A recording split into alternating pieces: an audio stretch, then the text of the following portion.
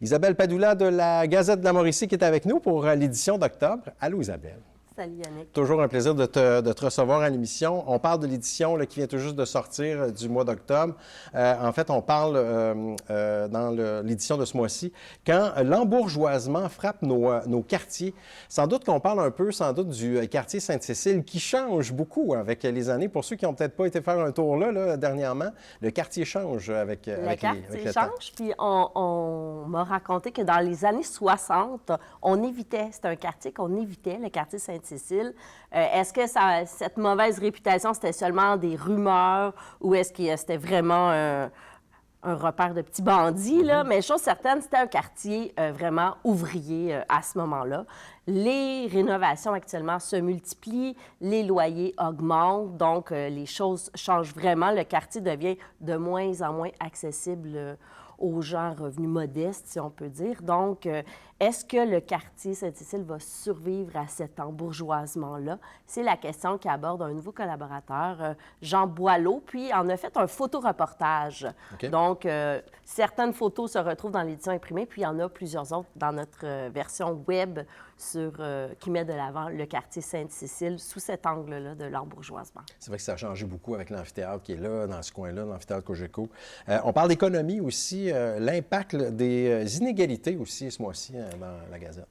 J'en parle presque à chaque fois que je viens, des chroniques économie de Alain Dumas, mais si les enjeux économiques sont importants pour vous, allez lire les articles d'Alain Dumas qui apportent vraiment le sujet de l'économie sous des angles qui sont différents de ce qu'on trouve dans les autres médias. Donc, cette fois-là, c'est vraiment sur les inégalités qui atteignent des niveaux très élevés en Mauricie, au Québec, mais aussi dans l'ensemble des pays, si on peut dire. Donc, la hausse des inégalités qui affaiblit évidemment notre consommation, mais à ce qu'on ne pense pas toujours, c'est le désir d'accumuler des compétences. C'est touché par la hausse des inégalités. Donc, le développement humain, Alain fait un paquet de liens à s'informer dans son dernier article. Alain est là depuis des années aussi, hein, avec vous du côté de la Gazette, là depuis longtemps.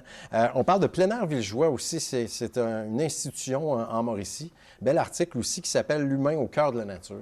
Oui, puis c'est une institution, mais il y a tellement de personnes qui ne connaissent pas cet endroit-là en même temps. Donc, un endroit pour profiter du lac Saint-Pierre, pas loin de Trois-Rivières quand même, presque quelques minutes. Donc, un organisme que la raison d'être, c'est vraiment le service à la communauté. C'est un organisme communautaire.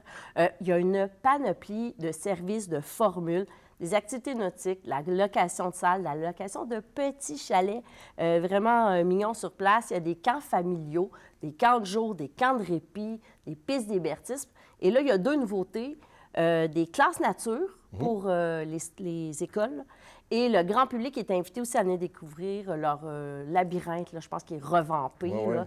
Donc, c'est une entreprise vraiment d'économie sociale aussi qui est à découvrir. C'est des tarifs, là, je ne me rappelle pas par cœur, je ne sais pas si c'est 5 $ par jour. C'est vraiment hyper accessible là, comme prix. Là, c'est presque gratuit. Ah oui, puis c'est tellement beau aussi, c'est un beau site. On parle d'élections municipales, bien évidemment, on ne peut pas passer à côté parce qu'on est en plein dedans, mais là, on parle de politique au féminin.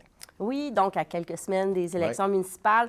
Un mot sur l'épisode de la rentrée de la 6e saison de La tête dans les nuances, qui est diffusée ici sur les ondes de Nous TV et rediffusée sur YouTube. Donc, c'est une émission qui aborde la parité homme-femme, les réalités vécues par les élus femmes en politique. Donc, Robert Aubin reçoit 3 invités. Louise Cordeau, présidente du Conseil du statut de la femme.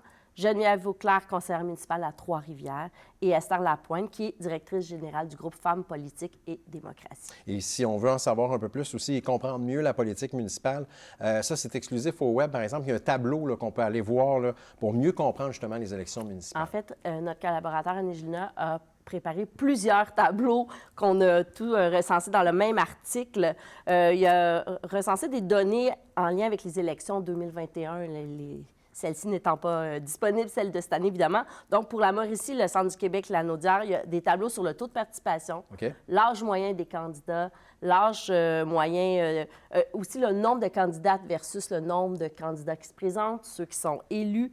Puis, il a même fait aussi un top 5 des raisons pour lesquelles les gens ne votent pas. Donc, avec des sources, bien évidemment, à tout ça, là. Donc, très intéressant. Donc, ça, c'est sur le site web là, sur de le la site Gazette. web de la Gazette. Et en terminant aussi, je veux parler aussi, parce que là, la dernière fois que tu es venu, c'était le soir même du lancement, nouveau balado, là, Écoutez l'art, entendre le monde, là, c'est disponible là, sur le site Internet de la Gazette. Oui, un merveilleux balado de voix de passeur réalisé par la Gazette de la Mauricie. C'est 6 épisodes. Le premier est lancé. Le premier épisode qui est disponible, il met de l'avant la journaliste culturelle Josée Bourassa, qui rencontre le chanteur, conteur et poète King Maliba. Donc, c'est vraiment l'esprit de cette série balado-là, c'est vraiment des rencontres entre quelqu'un qui arrive d'ailleurs et c'est qui a été significatif dans son parcours. Donc, c'est la rencontre des deux personnes, dans le fond, qui échangent tout simplement dans un salon. Mais ça fait vraiment des moments qui sont hyper intéressants on est comme un petit peu voyeur de ben tout oui. ça, mais ça fait du bien. Ça montre aussi comment on peut être significatif dans le parcours vie de quelqu'un. On peut être son voisin, on peut être un collègue de travail, mais ça peut faire toute la différence pour quelqu'un qui arrive d'ailleurs ici. Tout ça sur le site, entre autres, de la Gazette, bien sûr. L'édition papier qui est disponible dans tous les lieux publics partout en Mauricie. Merci beaucoup, Isabelle. On se retrouve le mois prochain. Parfait. Merci d'avoir été là.